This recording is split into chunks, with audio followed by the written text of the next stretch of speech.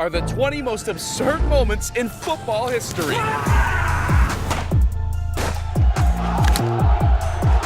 رونالدو من مسافة بعيدة رونالدو يسدد رونالدو. And first, we got a moment so absurd, it almost knocked out an Arsenal fan. To give us a bit more confidence and cheeky buggers. Hold up, that's an egg? But that wasn't as absurd as number 19, when Wayne Rooney shocked the MLS. Cleared. A foot race the other way. Look who's running hard after defensively. Wayne Rooney, the net is empty. Big collision by the captain. That is unbelievable effort. Rooney putting one up. Acosta. Header! Goal! Hat-trick! Acosta!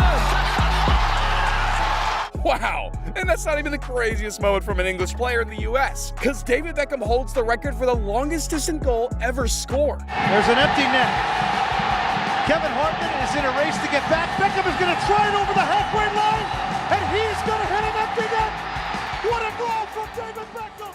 Oh, damn. David always finds the net. So do these guys, because they were the last two Liverpool fans competing for £10,000 in the ultimate penalty shootout. So after eliminating 48 contestants, they headed to Anfield to decide who would take home a 10K check. Me fingers across for the both of them. Our first penalty taker, Stevie, from Fazakerley. He's a council worker and a lifelong Liverpool fan as well. Oh, he's sorted. Right, come on, lad. Easy, innit? Well done. Craig is up next. Craig against Oscar Kelly. Oh! What a pen that is. What from this? Take that, lad, didn't it? Hey? Stevie has to score. Oh, Oh, it's saved! lad, he can't win it right now. Fine. This coming in. Yeah. For £10,000. Take your time, forget who's watching. Execute. Score! Get in.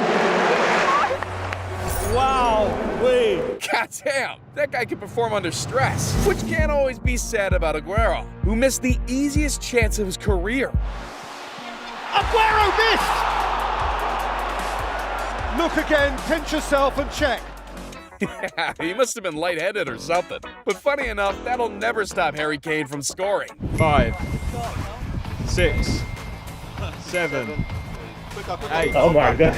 9, 10, 11, 12, 13.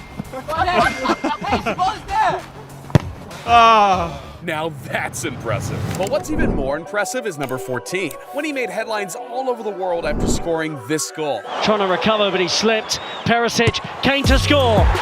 And that wasn't just any volley, because that goal made Harry Kane the second all-time top scorer of the Prem, taking over Wayne Rooney. I want to keep scoring goals as long as possible, so to go ahead of someone like Wayne, you know, it's just names that I should be extremely proud of. They're world-class players, one of the best players, you know, the country's ever seen. So to go ahead of him is obviously a special feeling. Now that's an insane accomplishment, but not all moments in this video are as wholesome.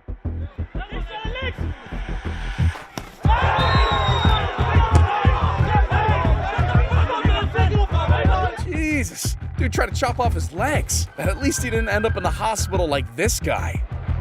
En Guus Joppe krijgt dan kortsluiting. In waarschijnlijk zijn laatste wedstrijd voor Roda. Hij heeft nog geen contract voor volgend jaar.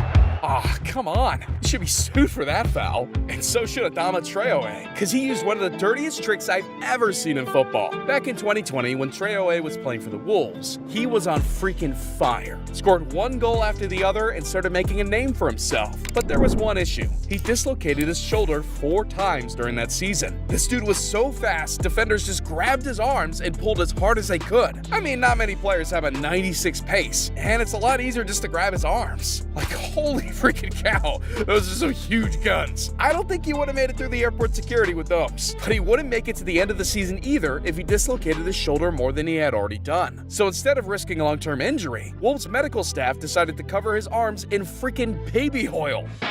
Baby oil.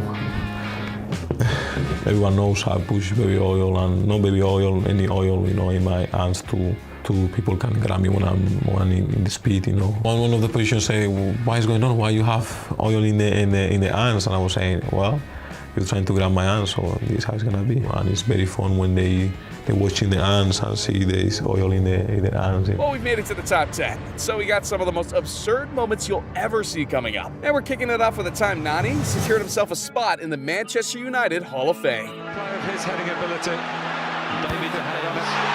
Nani gets away from company.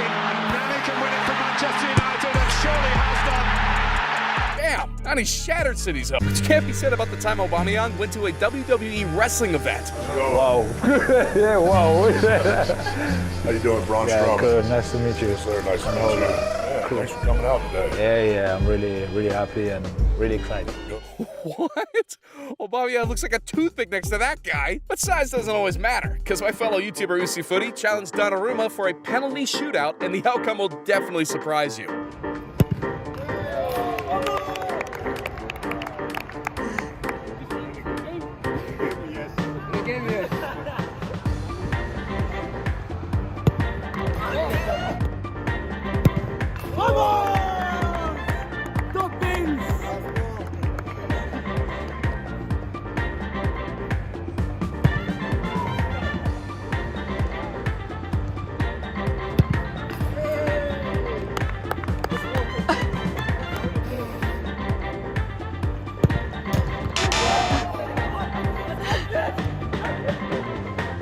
Donnarumma, he just lost to a YouTuber. But hey, it could have been a lot worse, because at number 6, Rooney humiliated Orlando's goalkeeper Brian Rose so much, he decided to retire only 2 years later. Cleared away by Canals.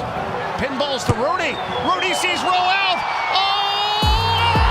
It's in the net! Oh! 68 yards? His shot power is absurd. But so is Zlatan's flexibility. Expectations were really high when the Swedish goal was transferred to the LA Galaxy back in 2018. And after immediately scoring a fantastic goal on his debut, Los Angeles knew they had the best striker in the league. But nobody knew that the then 36-year-old could stretch this far. Lifts it into the area. Ibra scores! That is number 500 for Zlatan Ibrahimovic, and only he can get to 500 in that way. Bruh.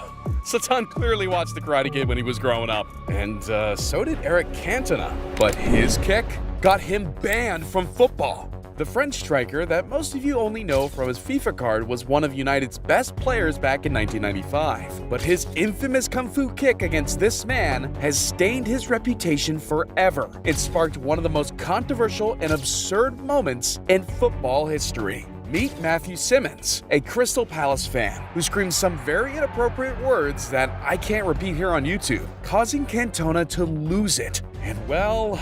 The Croydon magistrate sentenced Eric Cantona to 2 weeks in jail for his assault on the Crystal Palace supporter. Cantona arrived at court this morning knowing he'd either be free or in prison by tonight. Fans who travelled from Manchester were there to support their hero.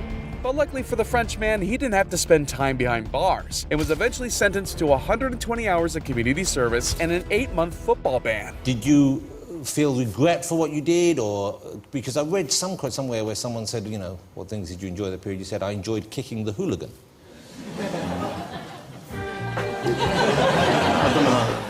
I don't have any regrets.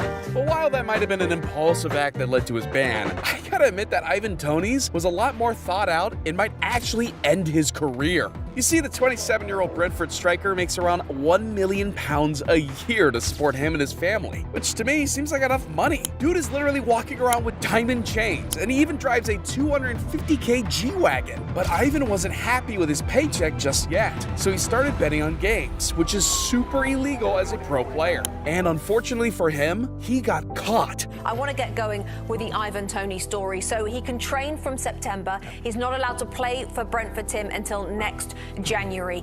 8-month ban for breaching betting regulations set out by the FA. What is your reaction to the ban and the way that football, the situation that football find themselves in? Well, it's a long ban, but it's fair. Yeah, that's just absurd, man. Making over $1 million a year and still betting on games? If he really needed some extra cash, he should have just hit up Mini Minter to participate in his £10,000 penalty shootout. I have brought together 100 Side Plus members to take penalties until one remains. Last to miss the penalties wins £10,000. And after a whole day of shooting, these were the last 2 contestants. That was a whistle. Here we go. Mario! Great pen. Absolutely. That was amazing. This guy's cool as a cucumber. To make it 1-0. John got close there. 1-0. Mario. To make it 2-1. How is he still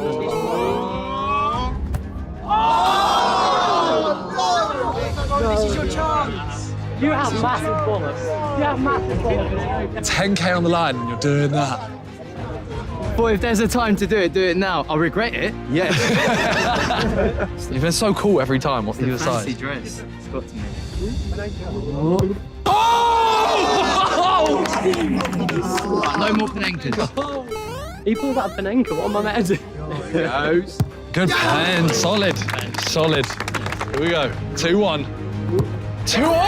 Oh my days! Oh, he's got in! Penalty number 4. He's 3-2 up. Okay, well now it's penalty number 5. It's basically sudden death. If he misses, you just have to score 1 and that's it. I haven't been praying for his downfall. I predicted him to win. That's...